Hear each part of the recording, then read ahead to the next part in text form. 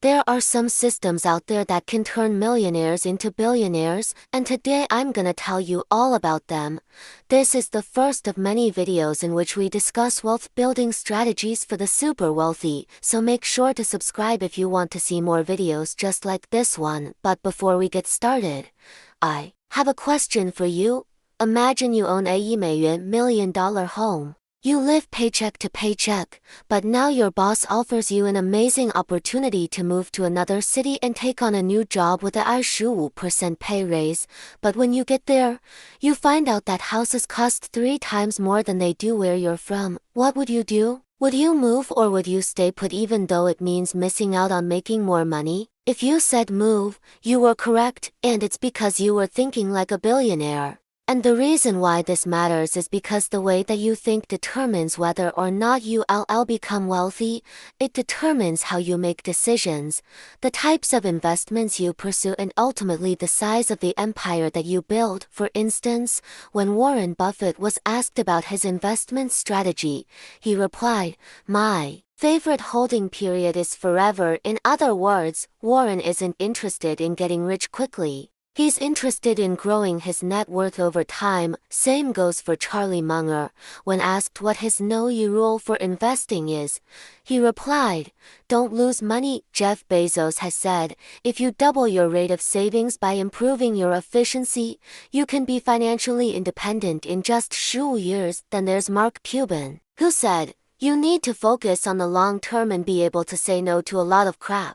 All of these quotes have one thing in common: they all emphasize the importance of being patient and thinking long-term, because at the end of the day, that's what separates the millionaires from the billionaires. So let's talk about the 5 systems that turn millionaires into billionaires. The first system is called scaling. Now, if you've ever played the game Monopoly, you're familiar with this concept. The idea is simple. As you acquire more properties, you can charge rent on them and earn money even while you sleep. And it's the same thing with building a business. When you first start out, you're going to have to roll up your sleeves and get your hands dirty. You'll be working long hours for little pay. But as your business starts to grow, you can hire employees to help you run things so that you don't have to work around the clock anymore. This is called scaling your business, and it's essential if you want to go from being a millionaire to a billionaire.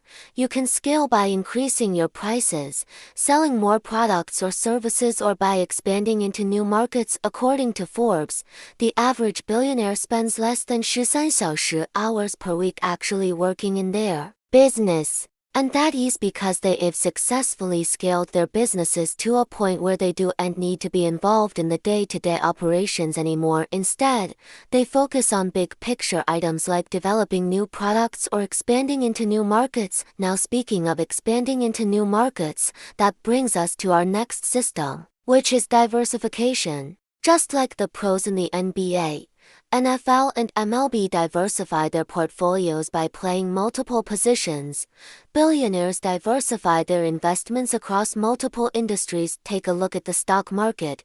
For instance, the SP 500 has been around for almost 20 years, and during that time, it's only had an average annual return of about 7%. The third system that turns millionaires into billionaires is called leveraging. Leveraging simply means using what you have to get what you want. Think about it. If you want to buy a house, you probably don't have enough money to pay for it outright, so you take out a mortgage. That's leverage. The bank is lending you the money that you need to buy the house. You pay them back over time with interest. Leverage can be a powerful tool when used correctly. In fact, most millionaires and billionaires wouldn't be where they are today if it wasn't for leverage. Let's take Warren Buffett as an example. His company, Berkshire Hathaway, is worth over $1 billion. But Warren didn't have $1 billion sitting in a bank account somewhere. Instead, he used leverage to make his investments. He would buy stock in companies that he believed in and then borrow money to buy even more of that stock. By doing this, he was able to grow his investment much faster than he would have been able to otherwise, of course.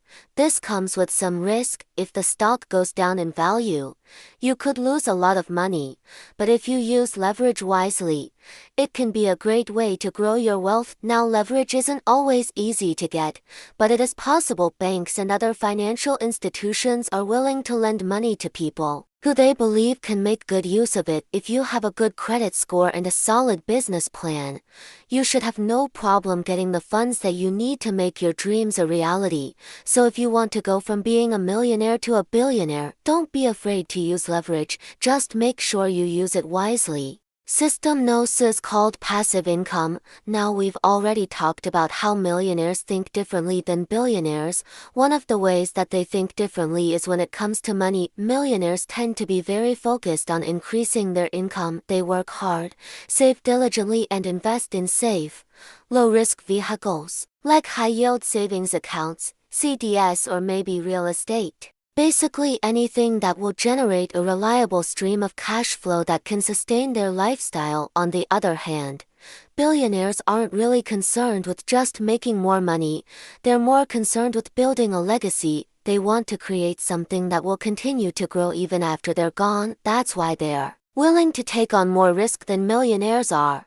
And that's also why they often choose to invest in businesses rather than individual stocks or bonds. Businesses have the potential to grow much faster than the overall economy, and that's exactly what billionaires are betting on when they invest in them. Take Steve Jobs, for example. When he first started Apple, he wasn't doing it to make a quick buck. He was doing it because he believed in the product. He knew that there was a market for it, and he was willing to take the risk to bring it to market. Similarly, Bill Gates wasn't interested in just making money when he started Microsoft. He wanted to create something that would change the world, and of course, both men became incredibly wealthy as a result of their efforts. So if you want to go from being a millionaire to a billionaire, you need to start thinking like a billionaire.